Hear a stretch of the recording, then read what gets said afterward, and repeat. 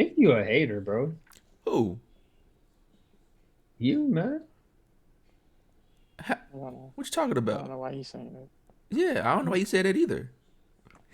That's Cause Bobby nigga, Brown, bro. Okay, what's your The point? man, a legend. The man, a legend. The same way you got reverence for Michael Jordan, why you don't Hold got on, hold on, reverence for hold on, Bobby Brown? hold on. You saying this dude is a legend? Yeah. How is he a legend and Julian Edelman ain't Hall of Fame? Oh, come on. That's not even close. The solo career this man had, Please describe to me the solo career that he had. He had how many albums? it's about it's the impact, bro. How did he go gold? Did he go platinum? I'm just trying. I'm trying to I understand don't these know the numbers, accolades. but it was culturally relative. My prerogative. He had the hits. Every little How many step, hits? How many hits he have? every little step I Yeah, take. two. Okay. Nah, he had more. Let me go look at it. I can dig into crazy. I'm not even of that era listening to music, and I know Bobby was the man. Come on. Bobby was Bobby was Hall of Fame. He was a legend Yeah, because of his man, they solo had career. Eddie Winslow was watching him on TV trying to get the dance moves down. Come on, stop it, man. Don't do that. What say you, Kev? You don't think Bobby Brown a legend? I have to I don't include know. the solo because if it was Thank you, Outcast, and I Kevin. said, nah, Thank you, nah, Kevin. nah, I Thank listen, you, said I no, don't Kevin. know. I ain't saying either way or that. I just don't because know. if it was Outcast and I said Andre was the legend, you gonna say, what about his solo? Where his solo stuff? So No, that's why I had to hit you with. no, That's why I had to hit you with If you the tell Bobby me Brand if you solo. first of all if you tell That's if why you I had to. first That's off why I had to include the solo. I'm just giving you the preface. if you ask me, so you're wrong. Because if you ask me if Andre 3000 is a legend, I would say yeah, hands down. I don't need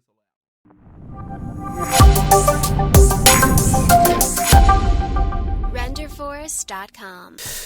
All right, guys, welcome everyone to another episode of the Warm Up here. I'm here with the guys as per usual. It's me, sidekick Chris. I got number 2 and Kev RL in the building. Say what's up to the YouTube crowd, guys.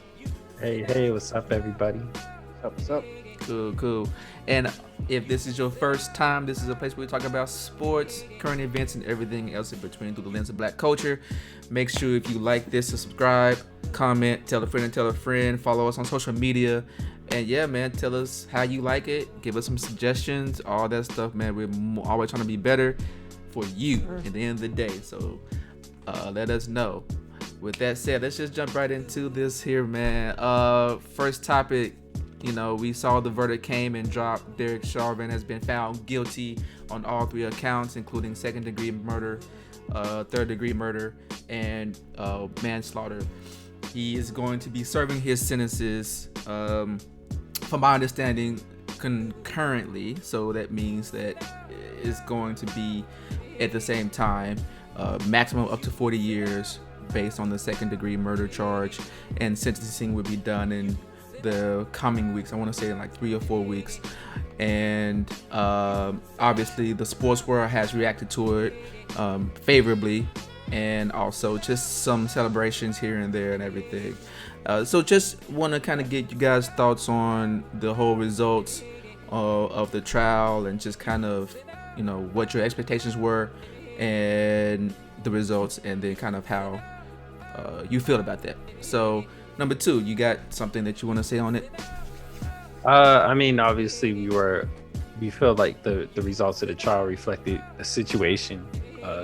He acted grossly, took somebody's life, didn't have to happen, was abuse of force and all that other stuff.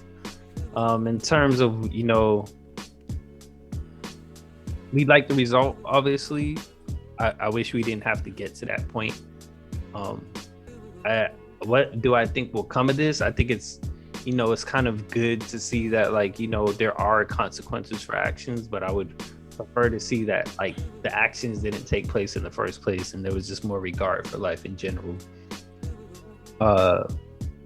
So I mean, I don't know. I'm not hopeful for much right now. It's good to see that there's accountability, but as we see flying 100 miles per hour, it's not stopping from these things from continuing. There's shootings that while the verdict, there's been shootings after the verdict. There will continue to be shootings. So I don't know where we go from here, but it's still not looking too good. Yeah. Cool. Appreciate that. Kev, you got something you want to add to it? You shaking your head. Listen, I'm thinking the same. Where we go from here, man? We go forward as like what forward looks like. I'm not sure, but we go forward. We keep fighting. It gets tiring, but at the end of the day, with the verdict when it came out, I didn't have any expectations. First off, I didn't keep up with the case either. Just kind of waited and I figured the news would come to me when it came. My pendulum wasn't really swayed that much. Maybe it twitched, a little bit to the positive side. I am though appreciative of the verdict. I do appreciate the fact that a blatant murder did not go unpunished. And may I add, yet again. Mm-hmm. I know in this crowd we probably agree it's yet again, but the court system has said differently for cases that we thought were murder, and apparently it wasn't. So it's good to see that we aligned finally on something, and let's see if we could align more going forward. Somewhat of a relief, but I think the relief is temporary. It's for the moment. It's for this particular case. Happy for the family. Happy for everyone who was involved to get justice and get that peace. Some level of peace. I heard the brother said, today we are able to breathe again. To quote him, so I can tell the family is definitely relieved as well, and I appreciate that for them. In general, I think this moment has the power to bring about these kind of feelings, these feelings of positivity, these feelings of optimism, hope. And I think we need those. At the end of the day, it gets tiring fighting, like I said in the beginning, and having those feelings of battling whatever you have to take on in order to do those take on those battles, that emotion, that state, it's not healthy and it's not productive. So it's good that energy was put in. We got the results we wanted. Hopefully we don't have to continuously put that type of energy in, and the court system does what it did this time in the future. And let's see, man. Let's see. Yeah. Cool. Yeah, good words too as well, Kev. And I guess I kind of have the same sentiments of being somewhat relieved but not satisfied. It's like you kind of had your first bite on the meal. It's appeasing to the taste buds, but it doesn't make me feel full unless I eat the full, hearty, healthy meal. And I know I kind of broke it down to something really, really simple, but that's kind of like the most primal, basic I like interpolation of how I feel. Sure. It's something that I was never going to put all my emotions in the basket of expecting one way or the other. But I'm glad that it did pop up with the results, and it actually took them like 2 days, which I think is about average for a open and shut case, if you will, because at that point it's not so much about, and I haven't listened to any of the jury speaking on it or anything like that, but it just in my own experience, it seems like it takes 2 days to go over the accounts, because the different counts, not accounts, but the different counts. So it could have been, okay, is it this? And they probably start from the bottom up. Like, does this qualify? Okay, if that qualifies, then let's move up to the next one. Okay, does that qualify? It's very methodical on how they deliberate. So 2 days, 2.5 days, I think was to me seems very like clear cut across the board. Like everyone kind of felt very similar. The jury, I believe, was 6 white, 4 black, and 2 ambiguous or multinational, multiracial. So it seemed like it's pretty diverse across the board. And I actually didn't expect to get all 3 counts. I would have liked for them to be served consecutively instead of concurrently. I think that's a big piece of the details that needs to kind of be paid attention to. What's the basis for that, though? Do you know? What's the basis for making that I don't determination? I don't know if I was it's because surprised it it's didn't happen at sentencing. Like, how do you already know that before we even get the sentence? So the sentencing is by the judge. The is by judge the gives judge. a sense. The jury gives the verdict. verdict.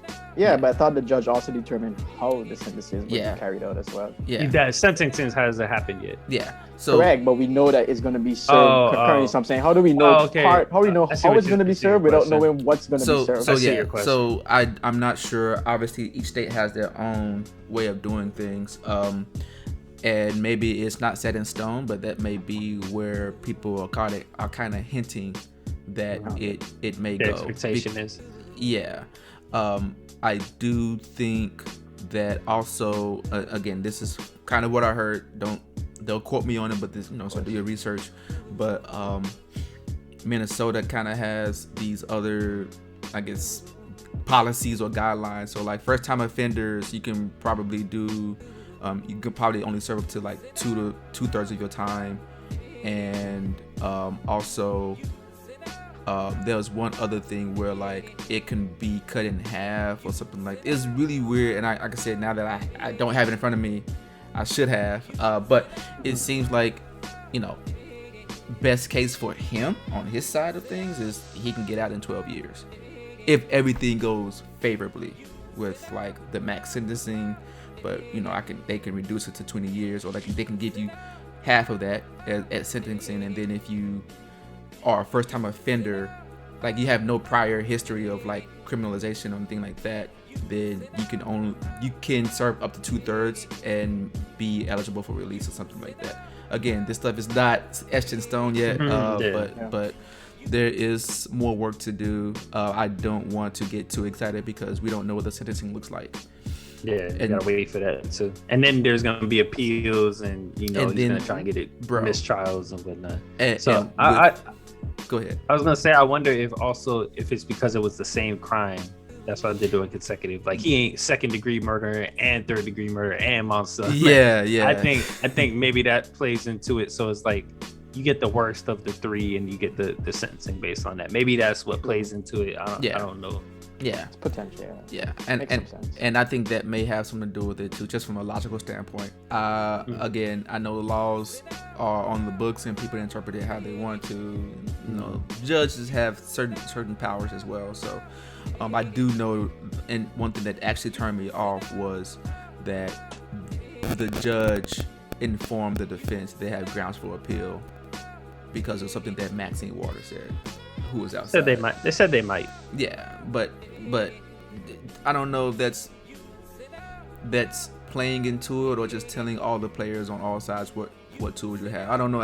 You could flip it one coin and saying like, oh, he's just informing, or from the other side, it's like, oh, you're helping. Like, It seemed like it was a back and forth. It seemed like the defense was raising like certain things. They're like, oh, what's going on TV? Like TV shows are doing things about the trial. I think he brought up Maxine Waters was another thing he brought up, and he's like, hey, look, all these other things you putting up there, whatever. But like, granted, Maxine Waters, like that comment might have given you something, but for the most part, like, we're not gonna take all this like. Yeah, all this side stuff as evidence. Yeah, and then also I was gonna say to your point about experience in the past, when I was informed that the jury ain't asked no questions, I was like, oh, that's a dead giveaway. Because usually if they don't got no questions, that means they ready to, they already had their minds made up, the mindset. Yeah, that is true. Because even in my experiences, we had questions like what is permissible, what's not permissible, interpretations and things like that. And they tell you the same thing: don't listen to don't look up the news reports, don't do these things, and they trust that the jurors are going to behave in a manner. So honor system. Yeah. I mean, it's either that or you lock them in a hotel with no TV and no access to internet. Give them the Bible to read or something. You do that to me, you getting guilty. If I gotta, y'all suffering. For real. So, it's stuff from the beginning, man. Yeah, but it's interesting. You listen to some of the jurors for the OJ. I know this is different, but like the OJ thing that took, like, I think it was like 3 months or something. I know that trial took a long time. That was one of the questions that, because they were put up in hotels, I believe. So they were away from public eye, public view. And then someone asked, well, what made you give the guilty verdict? you said the lady responded and said, "How long did the You mean not guilty verdict? I'm sorry, the not guilty verdict. Yeah, Oh, right. I'm it's sorry. like- He ain't guilty, man. OJ's not guilty. You know what I'm He saying? was found not guilty. I don't know what he guilty. Leave of, that but black man only God, alone. only God can judge him. But in terms of the legal verdict, he was found not guilty.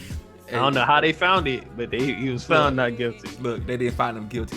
That's what it is. So no, they said, well, how long did the trial go on? And it was like some X amount of days. And she was like, that's why, like, we were tired. And just being away from your family, being kind of isolated, like, for a month that you didn't even expect going into it. I think that plays into it as well. So I think it's good to, like, not lock them up and kind of keep them at their places of solace where they can recharge and come back in from the day of listening and consuming the information in an objective way, obviously, as much as you can as a human being. So so what's next, man? Like, I know we kind of touched on it a little bit, but like, what's next in the bigger scale or the bigger view of, social justice, accountability? What do we want to get out of this? Hopefully want to get out of, this tragedy / like accountability and just this whole process. Kev, I can start with you. I say at minimum, have the authorities second think their actions, or at least be more aware and conscious of what they're doing, how they're interacting with the public, how they're interacting with even someone that's potentially causing a crime. You still approach it in a certain way where a life don't have to be lost. That's just part of the process.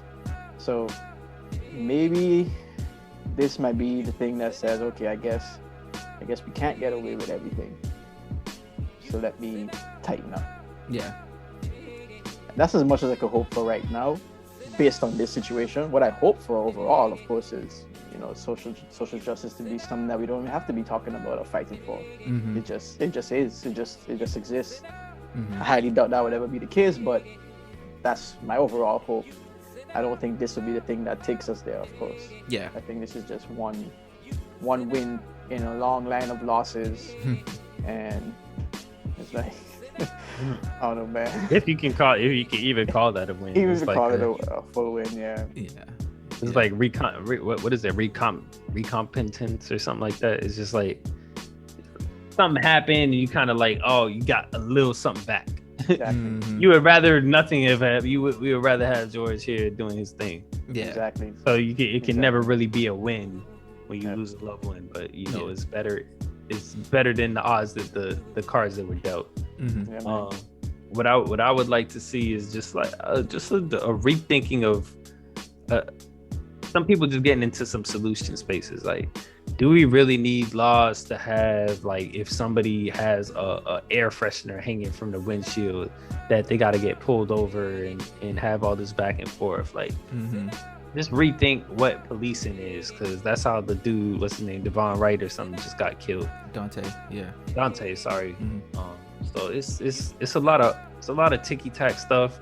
Do police have to do that? Can we just have code enforcement, people without guns who pull over and give you citations? If you pull off, maybe that's an automatic 15 years or something like that. And we'll go find you in the mail off your plates.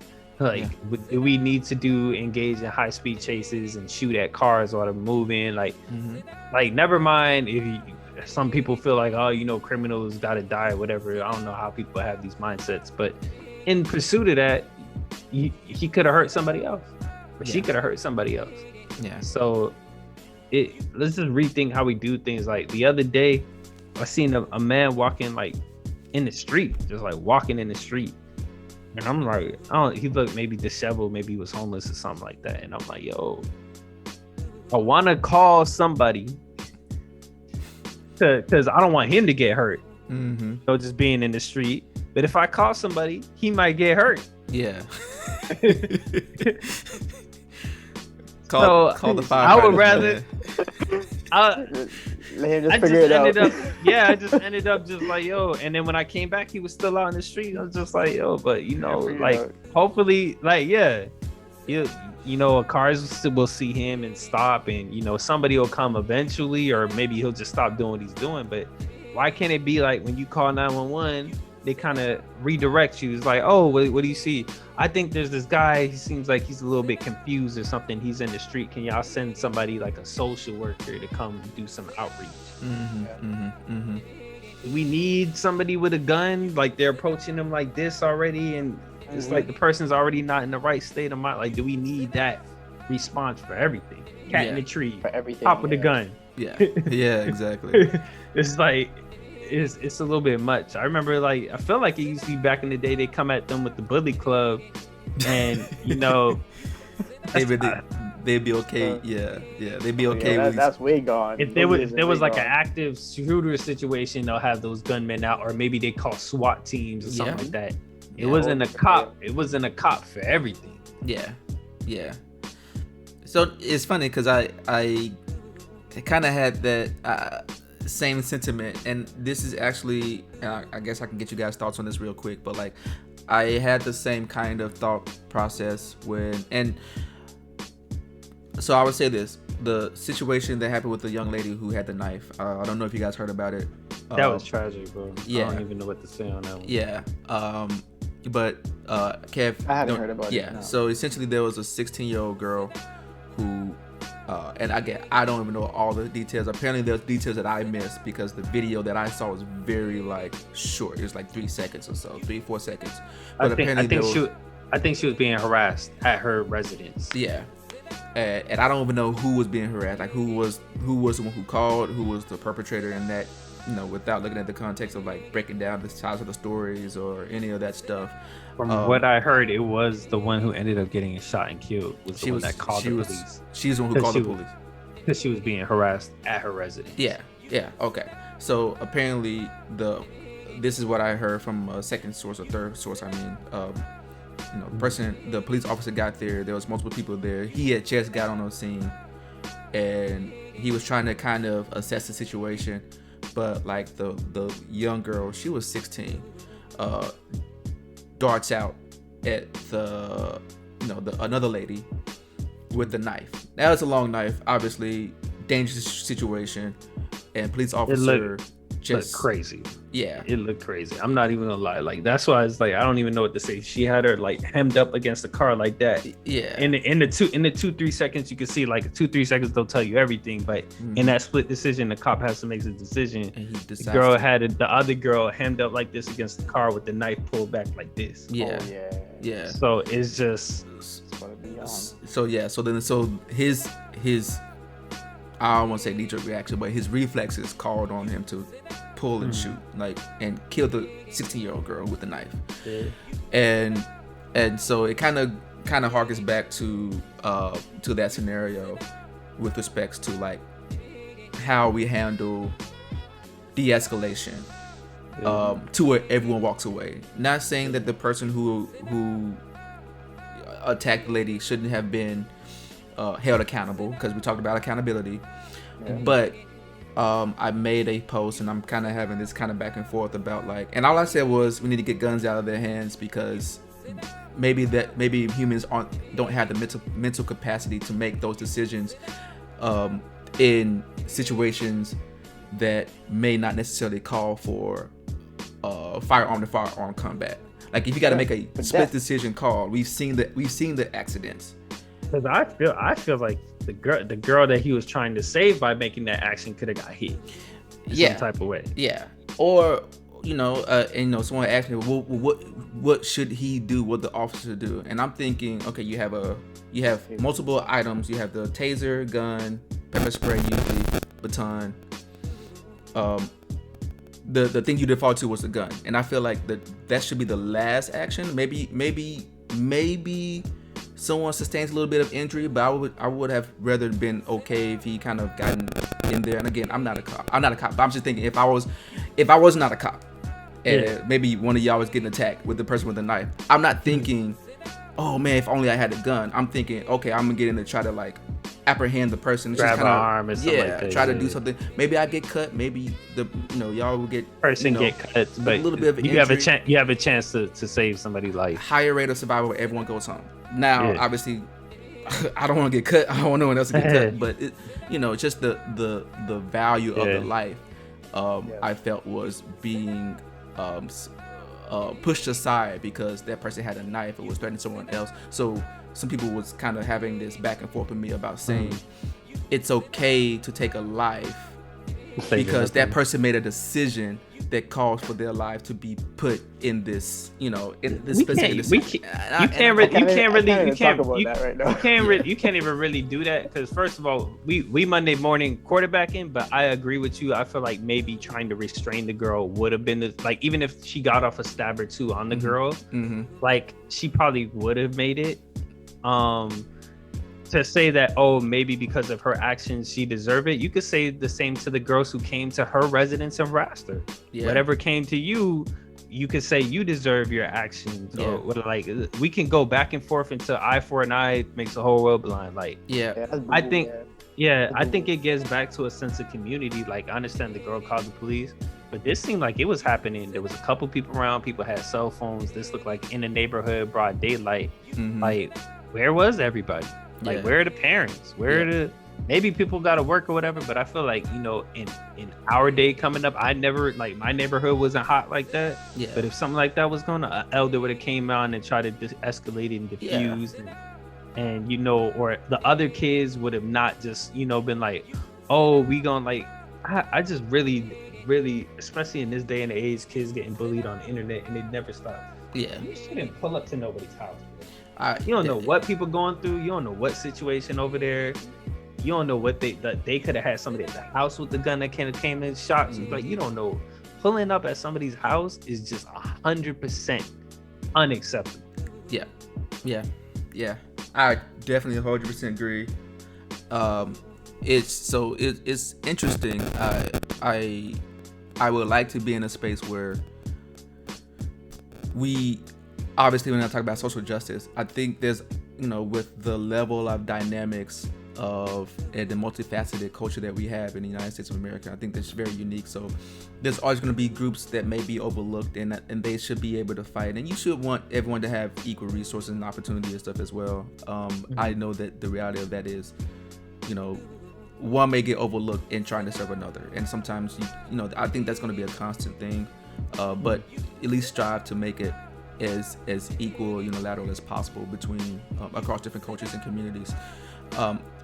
But I would like for it to be where, if a police officer comes up, everyone gives them the same level of respect, and there's a level of cachet there saying, I trust that you're going to do the right thing. Just like we do the same thing for firefighters, we do the same thing for EMTs, we do the same thing for to some degree social workers who come and make those house visits. Unless you're like messing up, then you be out here like, why are you coming? But generally speaking, we don't have that inherent fear, and the inherent fear is caused by the fact that a person has the authority to exercise killing you because they're trained to kill.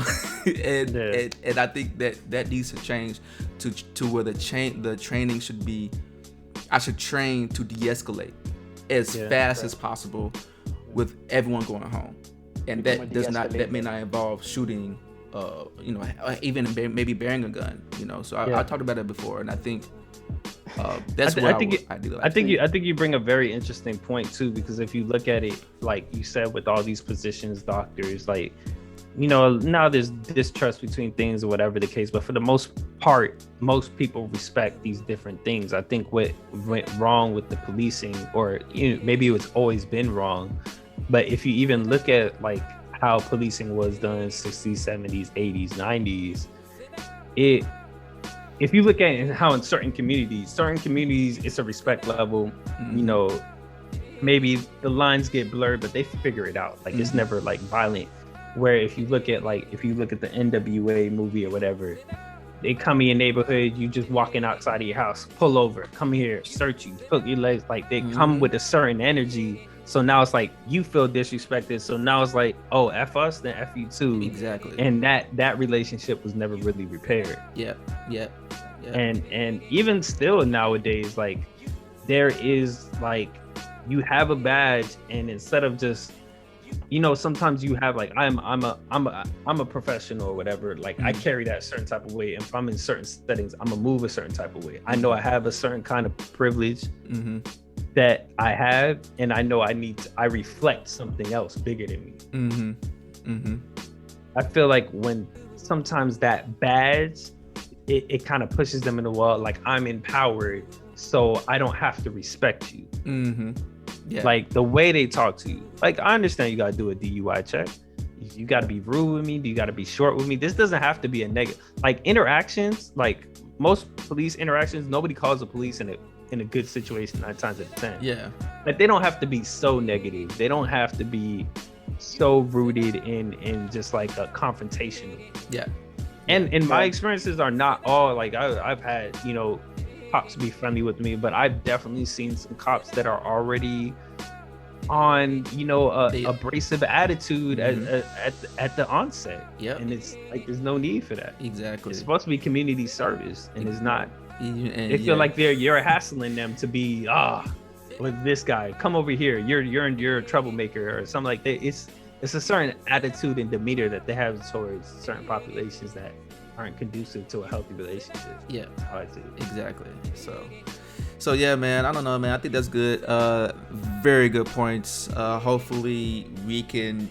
This will be a tragic. You know, obviously this is tragic, but like in the tragedy, something will grow out of it that is very prosperous for everyone across the board moving forward. So RIP George Floyd. Hopefully we get some accountability moving forward. RIP to all those people who got, you know, killed just around this past week or two. You know, there's been like a lot of mass shootings, a lot of police shootings, and yeah, we just kind of hearts out to the families and all that. And yeah, let's just try to keep pushing forward, because, you know, no one wants to lose a life, especially just off of something probably very petty. I'm sure that most of that stuff is petty.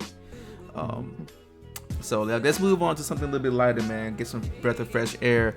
The best NBA sidekick that we thought about this as a U-turn you made there, man. Best NBA sidekick. I mean, we ain't got no MVP award for sidekicks, but we gonna give an MVP award. We gonna give some shine to the second best player of the NBA. We're not even on the same page. I'm sure we're not on the same page on this, but like. So before we say who the best NBA sidekick is, can we just put together a quick list of the top ones? Sure, we can do that, man. We can just go ahead and make this list for people who. What you mean, like a union list, like all of us? Just like a pool. Just okay, everybody just throw some names out. Yeah, we can throw some names out. Universal list. CJ McCollum. McCollum. Paul George. Ooh, that's a sidekick. Who's the number one? Who's the number two? Kawhi's how we number doing? one. It's Kawhi's team. Kawhi. I understand it's Kawhi's. I hear what you're saying, bro. I'm just asking a question. I'm being a journalist. I'm asking a hard question. I feel like it's a partnership, because I feel like if PG don't show up, they not winning. Kawhi's team be damned. I feel like if PG is in the dark place, they gonna have a hard time. That's how I'm just putting it out there. Okay.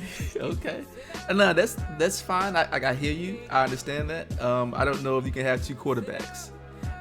You know, you gotta have a quarterback. You gotta have a receiver. This ain't football. This gonna get spicy then. Do you understand? I understand that it's not the same thing. The relationship is not the same. Okay. But I'm just saying. I've seen Zion coming out with the ball, playing point guard, playing point forward.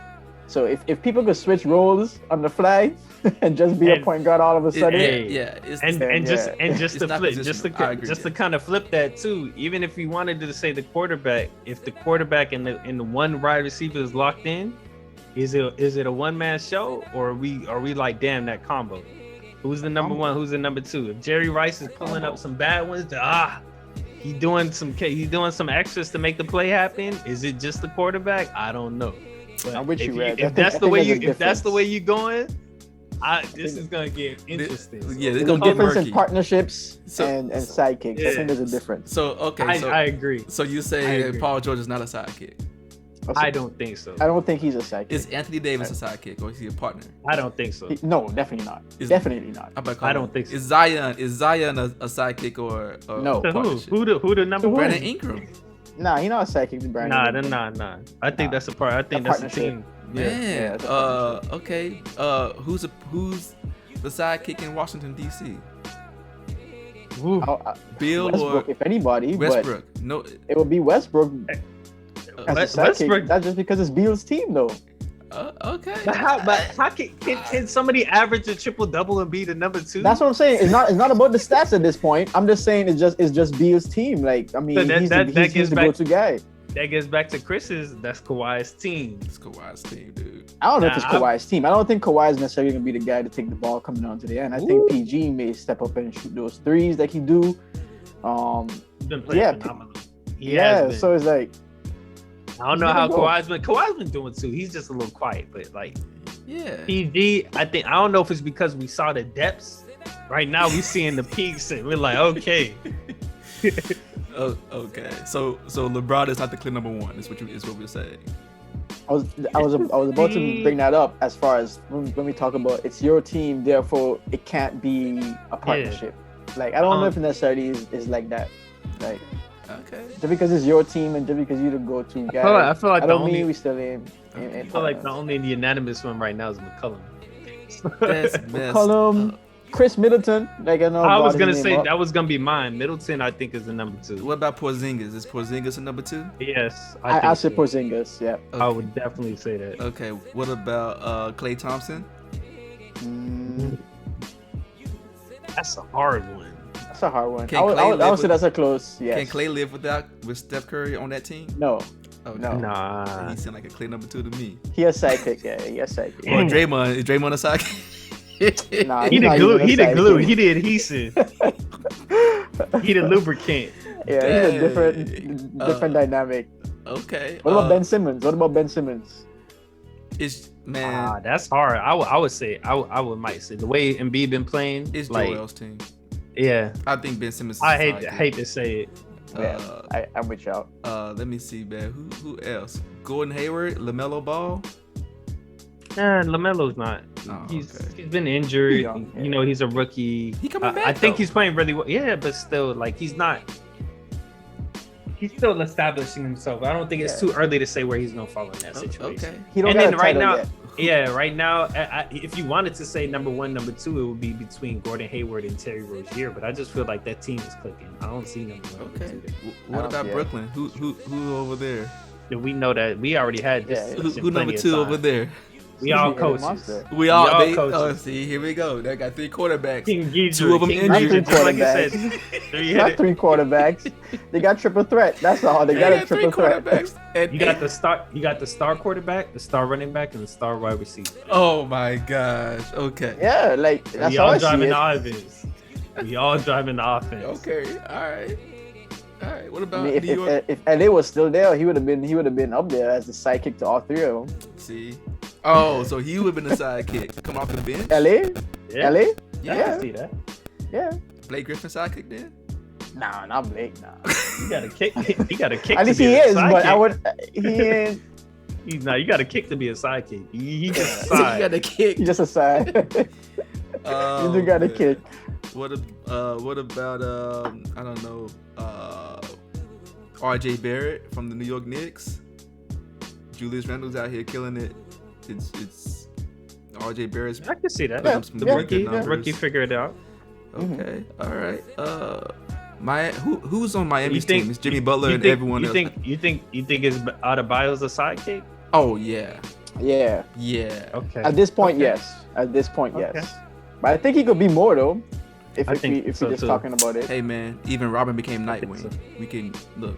You can graduate. Hey, yeah, you right. So I don't know, man. That's a good pool. Chris Paul. Chris Come on, Paul man. the Stop playing, sidekick. man. Stop playing, son. Chris Stop Paul playing, is a man. sidekick in this situation.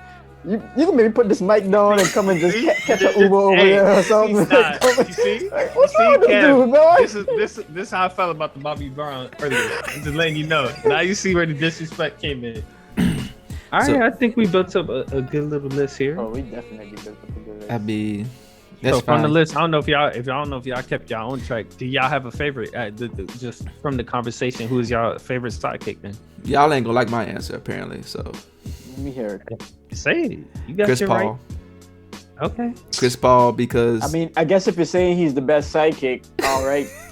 Yes. All right then. That is the best sidekick. Yes. Okay. At least you put him number one in the next best options that's out there in the NBA. You sound crazy right now. All right. The Batman and Robin. Yes. Who's sitting in the motorcycle and who's sitting in the little kid car? Red, number two. No, thank you for putting it in perspective for the dude, but I don't know if it's penetrated. I don't think it's penetrated. That's exactly how I'm looking at it. Like, I know it sounds weird. Just because the dude talented and have skills, that don't make you some like. I know. Come on, man. It sounds weird. It sounds weird. I understand. I get it. It's been Devin Booker's team for 7 years. You can't have someone come in and they like, haven't made the playoffs for 7 years. So, like, what are you saying? Okay, so you okay? If we talk about number twos, would you say and let's just say Chris Paul is a number two, which I don't see how he could be. Right now, he's contributing more. I don't know, Chris. I don't know what you're saying, man. Hey, so guess what? Okay, hold on. I'm trying to hold on. One more point. I'm gonna let you go, Chris. One more point. Before LeBron got to the Cavs, it was Kyrie's team for X amount of years. It was for 4 What years. does that mean? What does that mean about anything? For 4 years, and they never made the play. What does that have to do with anything? Fair point. Fair point. Okay. That is a very fair point. So that's we hear where you went with that. We got sidetracked because it was just like a weird decision to go with. But hey, you know what? I got a weird one too though, because I'm going with Russell Westbrook. See? As the number two, okay. We didn't even put him on the list. Okay. He's on. I thought he was on the list. I thought he was on the list. I thought we decided to not put the guy who's averaging the triple double on. I remember you saying that. Yes. But I'm not going off of that, man, because I can't go off of that, because at the end of the day, the way Russell has moved, he hasn't moved in the NBA as my team, leader team. I'm gonna take over this team. This is gonna be my team. He's always moved around like, where can I add value? What I gotta do. Yeah, and where can I add value? Where can I add value? Yeah. So I think not how can I improve the team? What can I do? I'm gonna do what I gotta do. Y'all do what y'all gotta do. So no disrespect to the game. I'm not saying the number two, there's a stat line for number twos where below the stat line you're number two, above the stat line you're number one. That's not the case, at least not in my mind. Yeah. Which is why it's hard for me to reconcile with the CP3 thing. But Westbrook definitely, I'm comparing him to like Chris Middleton, CJ McCollum, RJ Barrett, and I'm like, he's shouldering so much more than all these guys. That's what I'm saying. Like, I'm looking at all these guys and I'm like, that's what I still think he's number two. But when I look at all these guys, I'm like, he would be my top number two. The thing that makes it strange for me is I know Beal's had a great season and he's had great games, but I would imagine I will have to look at the stats. You could even argue maybe he's shouldering just as much as, if not even more, on average. It could be. It doesn't change the thought frame that I have with Westbrook and how he moves around the team. I still don't think he went on Wizards to be a tandem, like a partnership. I think he went there to do what he's doing, exactly what he's doing right now, play Russell Westbrook's game. I don't think he's trying I see y'all coming at it from like, oh, whose team is it and whatever. Y'all not even whose team. Because I can't even like I can't say AD's a number one over LeBron if LeBron is out here doing MVP like things. Like, it's just I can't. It's not numbers don't add up from that. That's what I'm saying. It's not a numbers thing for me. It's not. Oh, okay. You talking that's what I'm saying. It's not numbers. You're trying to talk about numbers. I'm trying to say Westbrook. himself is a sidekick. Like, he tried being the only person on a team for OKC for years. And after that, you could tell he gave up that goal, at least from a perceiving standpoint. For me, just looking up from the outside, looking in. Even in Houston, you talking mentality. Now you talking about like a mentality. Mentality and moves. The moves have been more like Rockets. I'm just gonna go and Wizards. Okay, I hear you. I'm just gonna just play my game, man. He just loves basketball. You could tell. He just goes out there and he balls out. But I just never saw him as the leader or that leadership type number one. I'm gonna take the team. He can with his skills and just putting it on his back and just with his energy and his heart, he can take you there for sure. In that vein, I know our guy ain't here tonight to say it, so I'ma say it. If this is who y'all gonna put on the list, don't say Klay Thompson. Oh, okay. Klay Thompson gotta be the number 2 then. If we didn't put him on the list as a sidekick, I would have probably picked Adebayo. Really like what he's doing, stepping up, making big plays and all that. But I'm gonna have to go with Klay Thompson as at number 2. Hey man, the number 1, number 2. But how that got you right now with respect to Klay, and he's not really playing? Like, how is that still? How is that talking about just past the hit, like third quarter Klay. Like even when you like think about it, bro. You got Steph Curry, you got KD. People still looking like, can Klay save us in the third quarter? but you're using past stats previous to justify, season. Because he's not playing right because he's not playing right now. Yeah. Okay. So in other words, can I also ignore current play and then look at this what you've all done in your past? Because I know you talked a lot about what Russell Westbrook is doing right now with the triple doubles. Well, because we have we can see where we can gauge where he's at. Yeah, and I think it's safe to say that it's because Klay is injured, we know he's coming back. Yeah. Versus him just being retired. So I think if he was retired last year after the injury, or this year after the injury, then he probably wouldn't put him up there because he's not an active player as well. So I mean, I think that I can see where he's coming from. If we could disqualify him if you want, but I feel like I feel like if you have a new data point, you gotta address it. We have all these new data points for everybody else. With Klay, he missed pretty much 2 seasons. That's my point. That's my point. That the absence of a data point is a data point, because like Embiid, he's dropping on the list of MVPs because he missed games, not because he hasn't been playing well. But we still clearly, even with those games that he missed, we still clearly say he was number 1. Yeah. So yes, but I'm just saying he's no longer number 1 or considered really high on the list for that. In terms of MVP, and that's just the way that list works. But I'm talking about in the dynamics of number 1 and 2 on a team.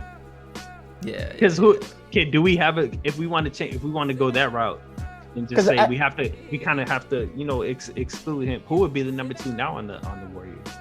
That's the thing. Like, if you went back with Klay and KD, I would say KD was number 1, and all those other guys are number 2s. Like, to be honest with you, man. Well, I don't know about that one. I don't know. Yeah, dog.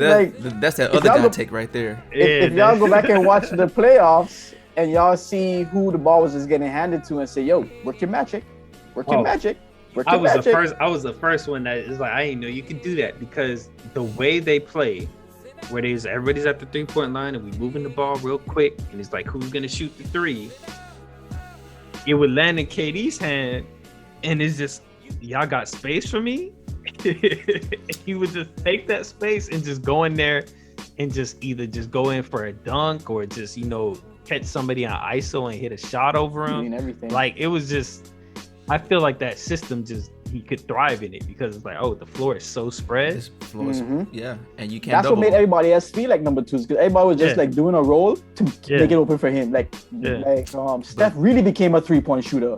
Klay almost, like, these guys really became just like what they do for LeBron, like spread the floor, let me get through, and everybody became like facilitators a little bit. But even within that, what we just talked about, Klay was still, because I felt like KD was closing out a lot of games, or like once they got the lead, he was keeping them in it. Like, Klay was the one that would catch fire and put the team over the top. Yeah. So Curry, so you wouldn't put Curry as number 2 then? You would put Klay over Curry in the KD scenario? in those regards, like Curry had his games and he had his moments, and even now he does that. He can go off for 50-point games or whatnot. We just saw the last one. Yeah, but we just talked about it. Y'all didn't want to talk about it though. So no, but we just talked about it, and that's the reason why I don't want to talk about it, because like this dude gonna be like that. He has his ups and downs. If you're that's rocking what with I'm it, saying. Clay give you that consistency that you need. Oh, that's what I was talking about. Like that's why he's the number 2. Like you need that consistency. Bro. Look, y'all know my answer is very simple. Steph Curry number 1, Klay Thompson number 2. Look, KD there, not there. KD was a plug-in guy. He thrived in it, but it wasn't. He became number 1 though. No, and you know I'm gonna kick you off this, Chris. You know I'm gonna kick you off this whole conversation. I'm gonna just say this and be done with it. My boy over here didn't even watch the games because he was tired of seeing them winning. My boy over here said he was sick of the Warriors right here. Yeah. And he was disgusted to watch the games. So my boy over here can't really tell you about what was going on and who was being chosen as number 1. Because they were up by 20. YouTube fans. I'm gonna turn it out there for the YouTube fans. My boy over here did not watch the game because he was sick of these boys winning, so he don't know who was taking over and who was being number 1. First of all, you're misrepresenting me. I stopped watching it because they were up by 20 with. Oh, so you was watching the game, but you just stopped watching after. I stopped watching. What's the 20-point threshold? It's just like because you can't come. I've heard different things in the past, though. So I'm gonna say you gonna say what you say now, but I've heard different things in the past. It's always. He was like, man, I don't like basketball like that. I couldn't even watch the game. It wasn't fun. When he's arguing for parity, is it? When he's arguing for parity? I always argue for parity. When he argues for parity, Warriors are trash and not worth his time. It just wasn't fun to watch. Yo, when the starters sit down, I go sit down. I go find something else to do. Why am I watching the? No, that's not the point you were making last time. The point you were making was these guys were too dominant and you were bored watching them. It wasn't from the perspective of games were being blown out and you got bored watching the blown games. You were like just seeing these guys play. It was too much talent and it was boring for you the way you was expressing yourself. A lot of people make that point. A lot of people make that sentiment though. And I'm gonna say is because of that, his eyes were wishy-washy. His eyes was fading. That's all I'm saying. You jaded. My eyes were sharp still. You know what I'm saying? So I can tell you, kid, he was number 1, man. You can say what you want. Well, I mean, I seen the games, and I disagree with the number 1, but just for the reasons that I said. Like, I agree that like it was a system that he could thrive in, but at the end of the day, it was just a lot of talent, bro. I don't know what to say. What else? But that's the same thing with Russell Westbrook, though. That's the same thing I'm saying, Westbrook. It was just he just has a lot of talent, but I don't mean he's number 1. But not KD talent. I'm saying that team was a lot of talent. Oh, okay. It's just like which way do you want to go? Yeah, that's what I'm saying. Yeah, that's cool, man. I'm okay with that, man. Let's go ahead and wrap this up, man. It's been a long talk, very unexpected. Hey, I knew we was gonna talk about Steph Curry. We just put him on the docket anyway, man. I don't understand why y'all was out here not want to talk about Steph Curry, but we end up talking about it anyways because we have some Golden State stands on the pod, so it is what it is. So let's go ahead and sign off, man. I'll allow Kev to have the floor, man. Say with your piece, man. Let's go. Oh man, mine is all over the place right now, but appreciate y'all watching. Chris, sidekick Chris, he's gonna make his magic, edit this, make it nice and I don't know what you're gonna make it, Chris. Good luck with that editing. Y'all want it? I can let y'all have it. Nah, you got it, bro. You got it. You the sidekick. Oh, okay. Oh nah, Chris ain't the sidekick. Chris the CEO, the producer, Thank you, number editor. 2. Oh, I'm just going off of what the titles say. He called me number 2. I ain't get on my feelings. Your name says sidekick Chris. Bro, because I had the best sidekick. That's true. All right. Let's close this out officially for real, man. Thank y'all for watching. For real. We had a serious topic to begin with. We got a little make a U-turn on the lighter side of things. On the serious side, social justice, man.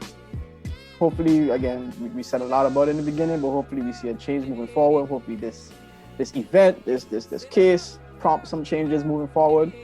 And on the other topic, that's just, a lot, much lighter, sidekicks in the NBA. Y'all let us know who you think is a sidekick, is the top sidekick, who's a partnership. Is there a difference between a partnership and a sidekick? Let us know in the comments. Subscribe, like it, all that good stuff. Kick it back to you, Chris. Cool, man. I appreciate that, Kev. Always so classy. And number 2, man, don't be ratchet. Hey man, thanks y'all for watching. Go hit that like button, subscribe, engage with us. Let us know who your number 1, number 2 is. I hope they can stop shooting us, but it seems like it's been hard for them. Go ahead, back to you, Chris. Hey yo, I like the meme that they had where it was like they show all these inanimate objects. It was like, it's a gun, it's a gun, it's a gun, and then they pull out a real gun. It's a taser.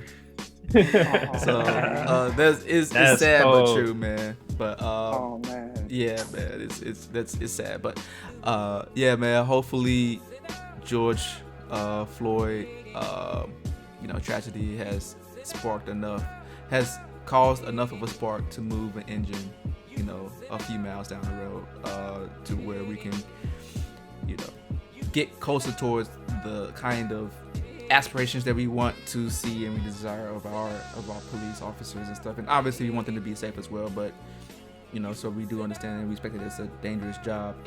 With that said, you do have responsibility, a higher responsibility, knowing that you have higher authority than the common citizen.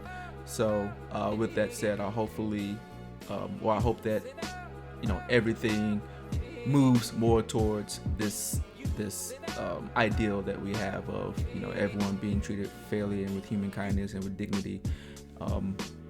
Hopefully this police act for George Floyd passes in the Senate pretty quickly. I know they've been sitting on it. Again, if you have want to be activated, go ahead and call your local congressman or congresswoman of your state to kind of push those requests or desires, and hopefully it helps sway them a little bit. As far as the NBA number 2, man, hey, I know I got the best one. Y'all don't even have to put it in comments, but I'm going to assume that if we get no comments, the comment is that Chris Paul is the best number 2. Other than that, man, like, subscribe, tell that guy who didn't show up, man, that number 2 got your back. Apparently, man, y'all was speaking on his behalf. Y'all was Golden State strong today, boy. Yeah, man, we like Golden State. Man, I don't get it, man. But that's cool, what I'm saying? I'll be the objective one, man, the most cynical. You're not objective.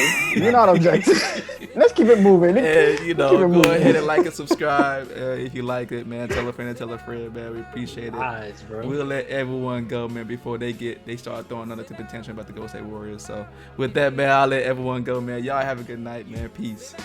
Peace.